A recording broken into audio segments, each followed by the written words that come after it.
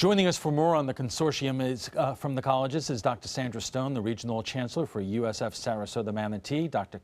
Carol Propsfeld, the President of State College of Florida, Jeff Schwartz, the Vice President of Academic Affairs at Ringling College, and Dr. Don O'Shea, President of New College of Florida. And, I'm just thinking about, if you're thinking about colleges and universities, how do you get this all in one shirt or sweatshirt? Oh, good design. my little, stab at levity here, but in a very broad way, if you could explain to people who may not really get it, what is this all about? What will this allow students to really experience? Well, let me take a stab at some of that. We're four very representatives of four very different institutions here, and Eckert's not here. They're very different schools with different missions, but our missions we don't conflict. We offer students different things. And when you put us all together, we're quite a force. We have 172 programs between us, which is enormous. And it just opens up a world of possibilities for students. It occurs to me, because I have a daughter who's in college right now and the son who will be going to college next year, when you look for the right college, and many times your kid does know what they're looking for in terms of their major, but they have a broad array of interests that not every one institution has courses to offer for. And is this really a way to offer an education on a regional basis and not just pigeonhole these kids into one school? Exactly. That's exactly what we're trying to do, is create opportunities that are bigger than any one of our institutions could provide on our own, but also to bring this together because it is one community, and to create a destination where people want to come for that educational opportunity because they can experience the cultures and the programs from 5 different institutions. Now, the obvious question is, has this been done before? And I was saying to some of you before we started a broadcast, I used to work in Western Massachusetts, where you had Amherst College, UMass, Smith College, Hampshire College, and even Mount Holyoke, and I'm sorry, and I'm going to get into trouble for missing Mount Holyoke. But they've been doing this for decades now. Is this the same concept? It's similar. The 5 college consortium that you mentioned, it was different in the sense that 4 of them were liberal arts colleges and 1 a research one. What we've got here are 5 very different institutions. We have a liberal arts college, we've got a high-end arts and technical college, we've got a former community college, open enrollment, very high quality, 4-year program, and we've got a regional comprehensive. They're very different types of institutions, and so it's different that way, but it's the same idea. Dr. Stone, the thought occurs to me is, how do you market this? I mean, is it important to find a way to market this not only around Florida, but around the country? I think that's what we're struggling with too, is how to brand ourselves as a consortium so that we can get the message across, and how we make it clear to people what the opportunities are and why it would be a good idea to come here and be able to experience what all of us have to offer. So I think we're, our communication and marketing people are working on that right now.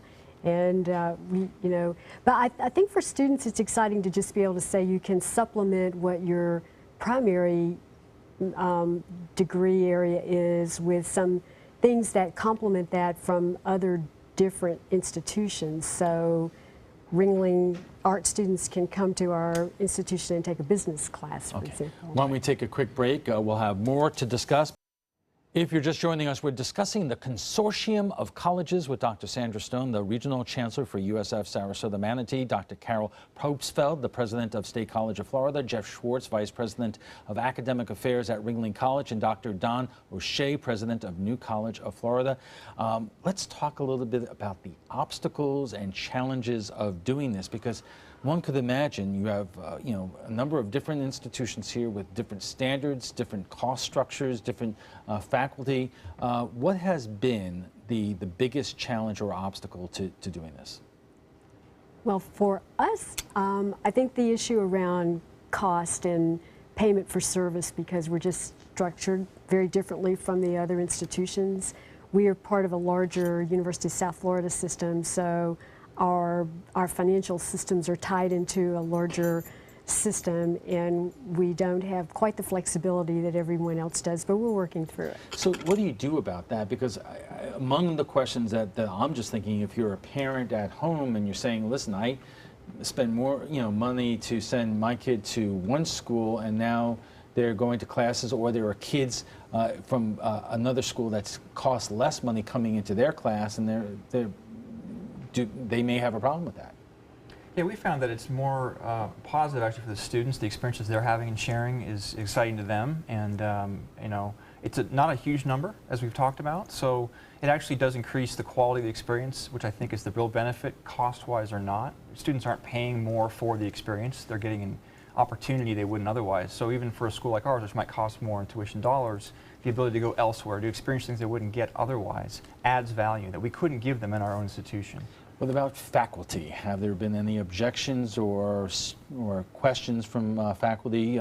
Because obviously, in many schools, especially if you have a lower teacher-student ratio, they may be concerned about their classrooms being overburdened. Absolutely, and but I think we don't increase the classes above what the faculty want. So the faculty have the final say, but they worry sometimes. And they also worry about, if you have a student that's taking a language course somewhere, do they have the prerequisites they need if they come from another school? Usually, I would say, and I don't want to be unfair, but that's often fear of the unknown. Once they get to know the students, they like them.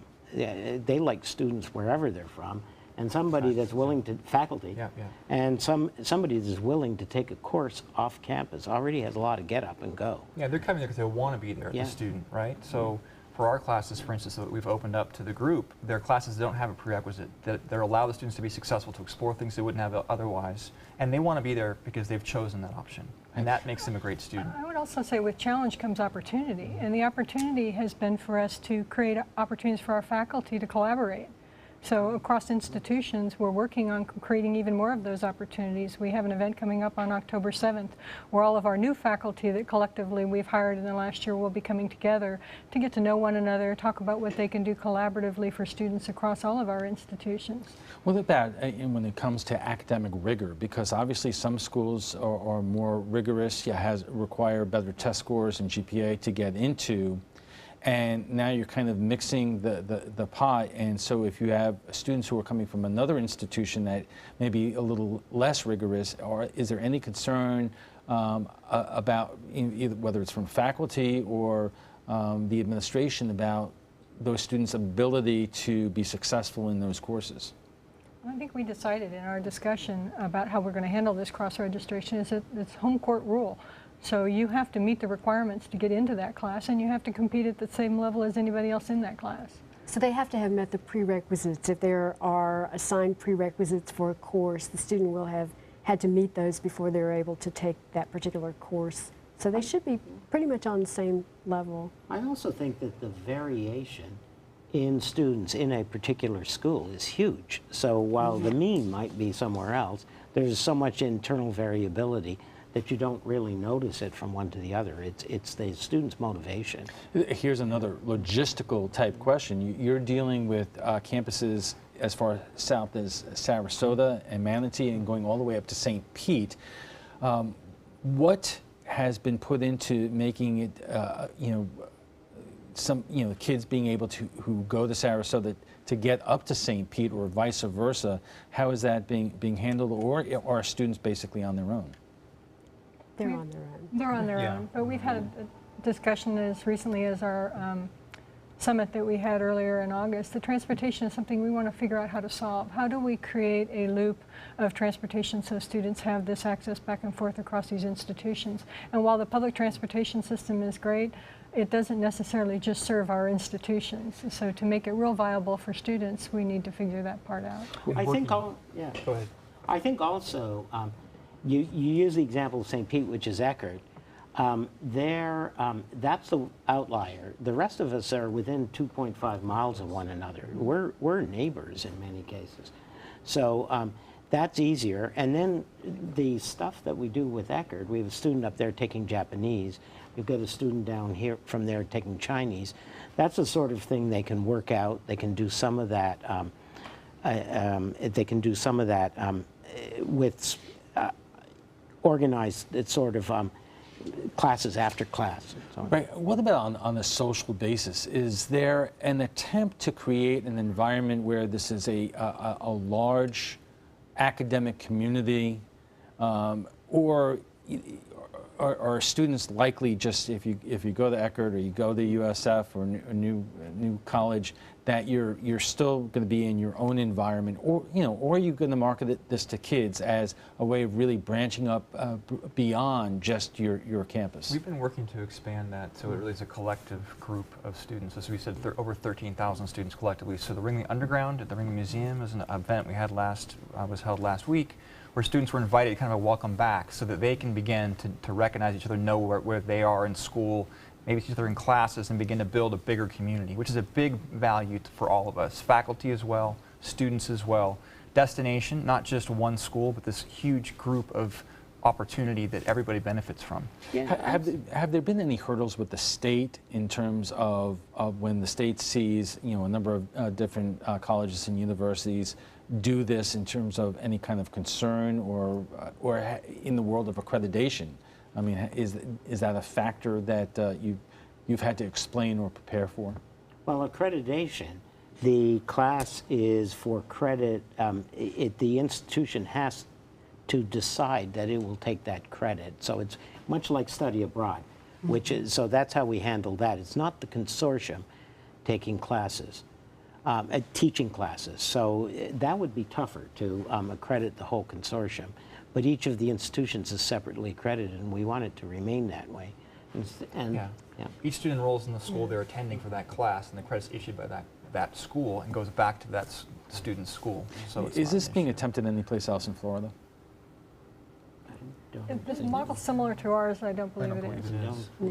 Because I'm wondering if the natural progression of this would be, in maybe even a limited way, to not only have a consortium of schools in a geographic regional area, but to offer things like this if if there's a school in Miami or Tallahassee or Orlando, to expand it out that way. And is that what people in the higher education are thinking about at this stage? I think it's important that we're close, and that so much of the classes Right. we have are face-to-face. That's all of our schools. There are, Proximity is an asset for the group, as you're saying, for certain. Yeah. Right now, we're still piloting a lot of this. Is new to us, and to make sure these things work out well, and accessibility is a high priority. And I'm sorry. You ask about the state. I think the state likes it when we share services, and I know New College and our campus already have several shared services, like our library and our wellness and counseling center, our police department, and our bookstore. So we have a little bit of a model for that already. What kind of feedback have you gotten from other regions or consortiums around the country that have tried this successfully or not successfully in terms of what to look out for and how to make this work as effectively as possible?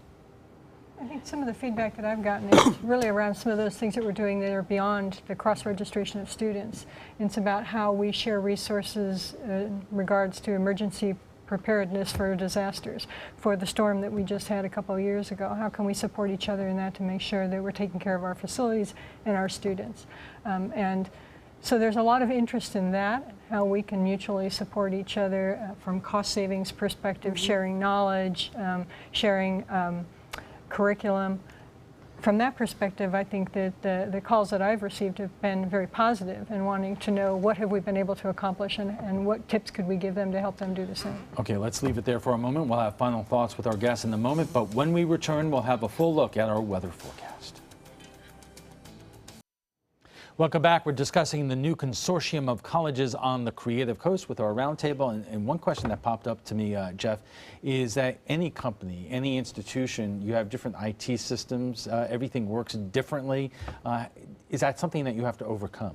We looked at it as a way to share best practices and solutions we're all using, and even in our conversation recently, we realized, coming together and talking, that we're all using the same course management system, Canvas, and that's allowing us to talk and share these solutions and find ways to work together. So we're looking at it as a way to actually improve what we do. Dr. Stone, what about career planning? I mean, it would seem to me that is something that the schools can work on together in terms of getting these kids the best chance that they can to get jobs when they graduate. Absolutely, and our career services staffs have been working together and looking at ways that we might set up a kind of clearinghouse among our institutions so that students could see what internships are available, so that companies could get a look at what students are looking for, what skill sets our students bring, so that we could have a nicer match there between students and employers, potential employers. Maybe we could share job fairs, we can share recruiting opportunities, and trying to work really closely with the business community. So to sum up, Dr. Probstfeld, what do you want both students and parents and even members of your faculty to know about this experiment? Well, this is about the student experience. And one of the things that's really important about this is integrating all of this with our community. So students, while their students have the opportunity to interact, whether it's solving real world problems in the classroom or working on real problems that exist in our community. So it's a holistic approach to education for anybody who chooses to come to this area and learn. Dr. Shea, what questions have you been asked by both students and your faculty? Well, there's many questions, but again, I think what they see is opportunity. I think, as Carol said, it's a huge opportunity for students, but also for faculty. I think it's based in the community, but we've really got a college town here in Sarasota-Manatee area. We just don't think of it that way. And I think if we start thinking about it that way, nothing will hold us down. We have a less than a minute left, so I'll ask a quick question, quick answer. If a student thinks that they prefer a different school, can you just switch over? How does that work? They'd have to transfer from one school to the other, re-enroll in the other school. Apply to the other school. Yeah. All right, Yeah. well, Yeah. let's leave it there. I want to thank all of our guests for being here tonight. Dr. Sandra Stone is Regional Chancellor at USF Sarasota-Manatee. Dr. Carol Probstfeld is President of State College of Florida. Jeff Schwartz is Vice President of Academic Affairs at Ringling College. And Dr. Don O'Shea is President of New College of Florida. Thank you all for being here. And we'll return in just a moment and bring you up to date on what's making news at this hour.